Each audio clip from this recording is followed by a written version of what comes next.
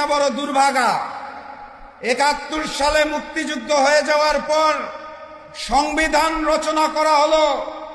সে সময় যিনি রাষ্ট্রীয় ক্ষমতায় আসলেন শেখ মুজিবুর রহমান, উনি মুক্তিযুদ্ধের সময় বাংলাদেশে ছিল না, ছিল পাকিস্তানে। সংবিধান লেখার দায়িত্ব যিনি নিলেন ডক্টর কামাল হোসেন, উনিও যুদ্ধের সময় বাংলাদেশে ছিল না, ছিল পাকিস্তানে। যারা দেশ গঠনের দায়িত্ব নিলেন তৎকালীন আওয়ামী লীগের নেতারা, তারাও কেউ যুদ্ধে বাংলাদেশে ছিল না, বিলাসবহুল জীবনে ছিল হিন্দুস্তানে। তারপরে ২৪-এর গণ অভ্যুত্থান।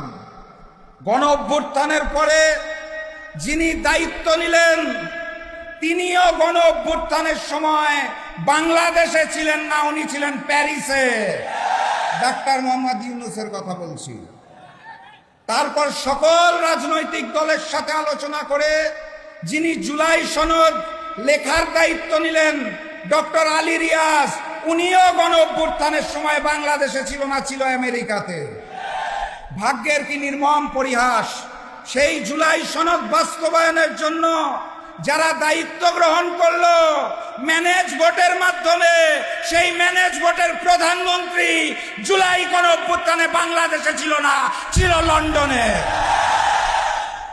আরেকজন যিনি প্রক্সি প্রধানমন্ত্রী হয়েছেন, সকল বিষয়ে যার নখদর্পণে, উনিও জুলাই গণ অভ্যুত্থানে বাংলাদেশে ছিল না, ছিল শিলংয়ে।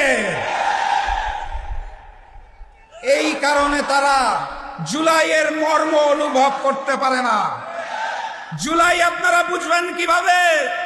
জুলাই যদি অনুভব করতে চান তাহলে ওই জুলাই শহীদের মায়ের চোখে চোখ রেখে জিজ্ঞাসা করুন জুলাই কি জিনিস।